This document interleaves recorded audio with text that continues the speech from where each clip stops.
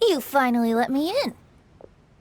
Hello, hello! No matter if we've met before or not, this moment marks a brand new encounter.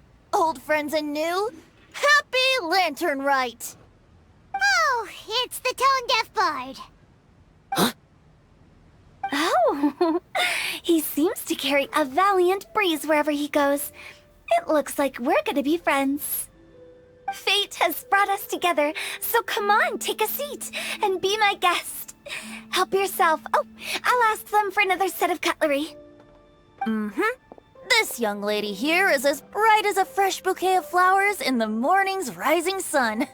She no doubt is the one with the most authority here. Whoa, these dishes look amazing! Is it really okay for me to join in? All right, I'm digging in! Huh, it's you. Oh, isn't this Genu?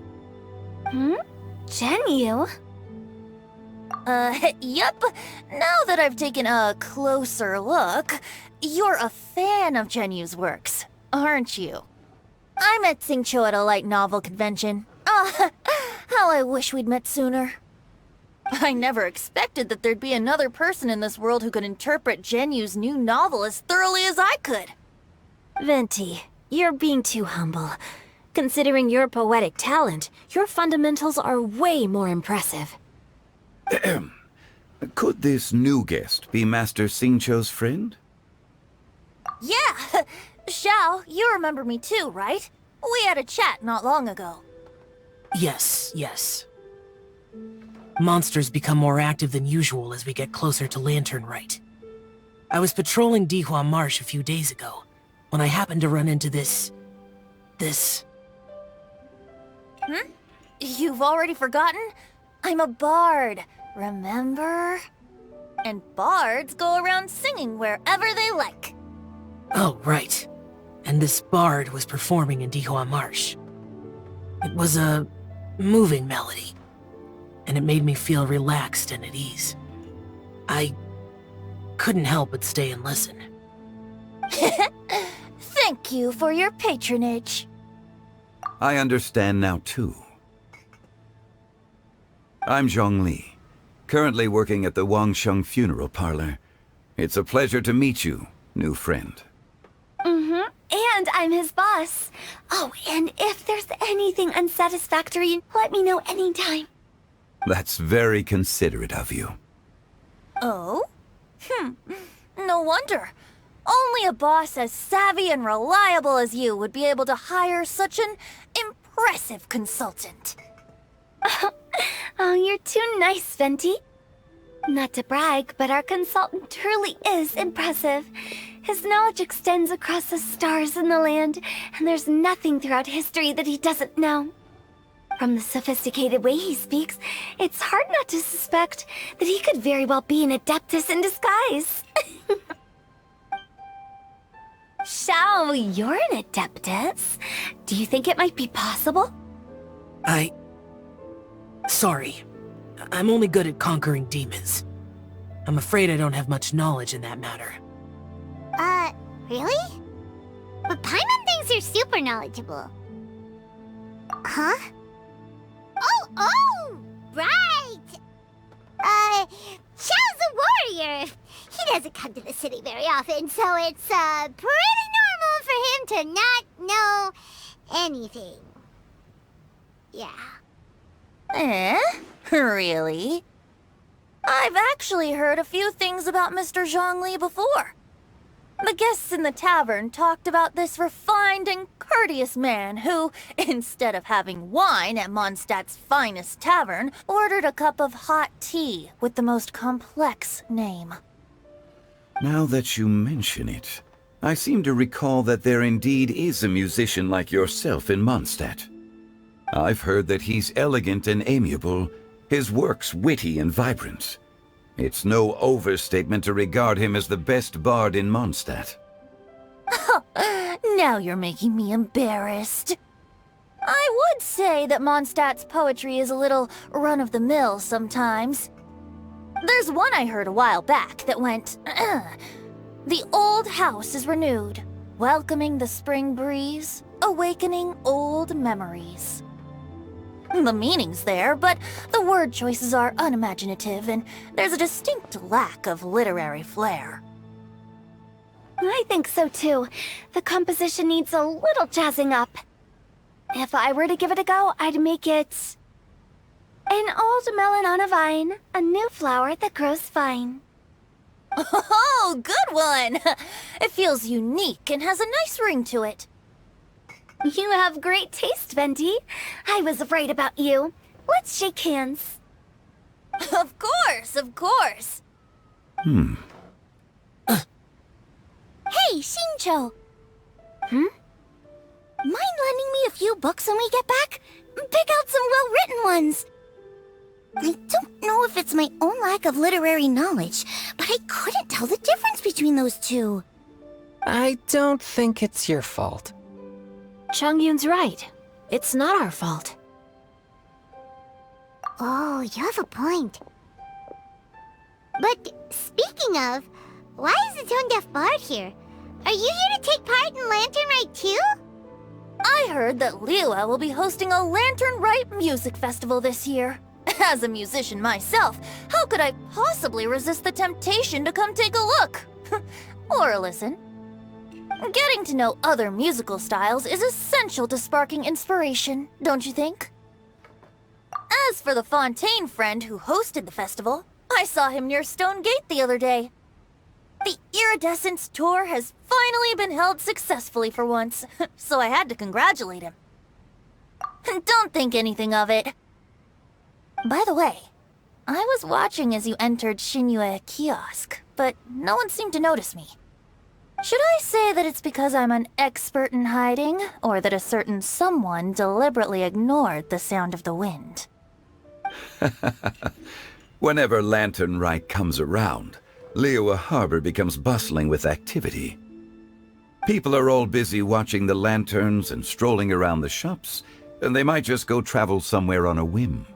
It is rather difficult to predict another's whereabouts. The festival is in full swing and proceeding smoothly, and we're all gathered here with friends, new and old. This is no doubt a wonderful occasion worth celebrating. To come together with all of you at the beginning of the year, one can't help but be filled with joy. In a moment like this, I propose we raise a glass together. In my case, tea in lieu of wine. Very well said, Mr. Zhongli. That was exactly what I wanted to say. Now I'm getting a little self-conscious. I didn't cause you too much trouble barging in like that, did I?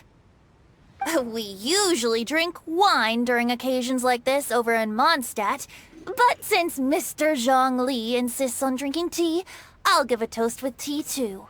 Everyone, thanks for the treat. You're welcome. As the host of this gathering, I hope everyone enjoys the food and drinks. May this year be better than the last. Considering that everyone may have other matters to attend to later, sticking to tea seems like a good idea. All of a sudden, they started proposing toasts. Should we? What's with the urgency? Sure. Have you two finished eating? It's always nice to have a breath of fresh air after a meal. Helps with digestion. Paimon will come too. Yeah? Okay then. Don't forget to come back.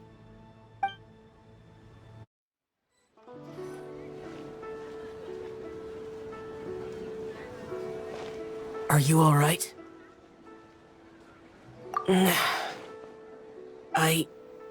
It's hard to describe. It's not that. There were those among the Adepti who loved gatherings and idle chit-chat.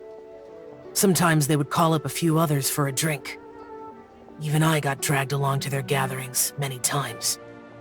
The Adepti all have their specialties, making most of them proud and arrogant.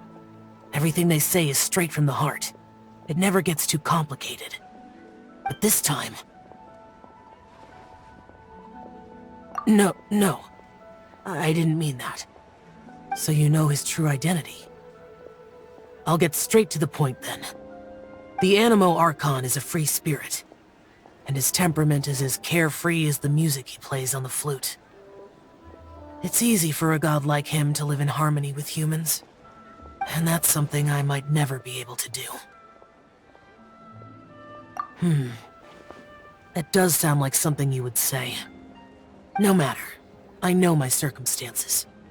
Whenever I think of the ordinary conversations I've had with you, it feels strangely novel. Yes. The parlor director went out of her way with the invitation, so it was difficult to turn her down. She told me that all the guests today would be acquainted with elemental power, and I knew that you would be here. But I didn't expect the other guests to be... General Capisis always said that we should live in the present and enjoy every pleasant surprise.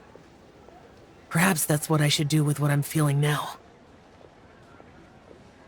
But I think he meant designing clothes for those around him.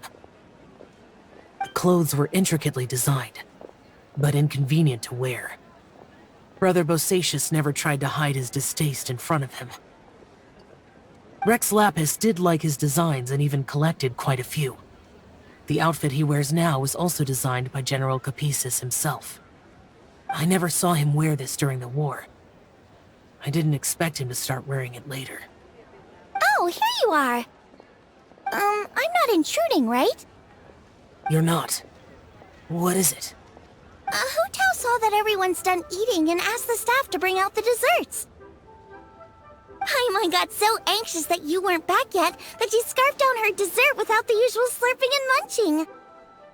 To be honest, I was kind of worried too.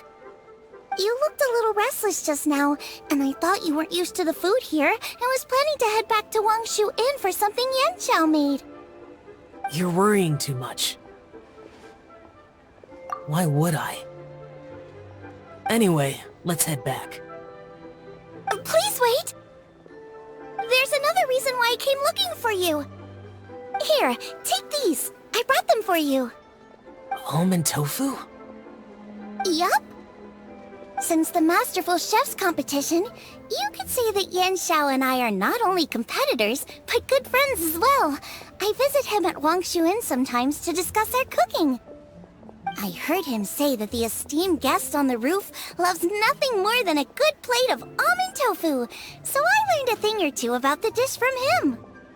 I'll be honest, before Hu Tao invited everyone, she secretly came looking for me, told me about the guests she planned to invite, and asked me for some suggestions on what she should order. So I made a few servings of almond tofu for you guys in advance. Take them as a token of gratitude for your support. When I told Guoba that I was making these for you, he started eagerly running around the kitchen and helping a lot too. Thank you for the trouble. There was no need to... I'll take them. Thank you. And Guoba too. You're welcome. Oh, the almond tofu I made probably tastes and feels a little different from the type Xiao cooks. Please let me know if there's any improvements I should make. Okay. That's all. Alrighty, we should head back now. We can't keep Paimon waiting.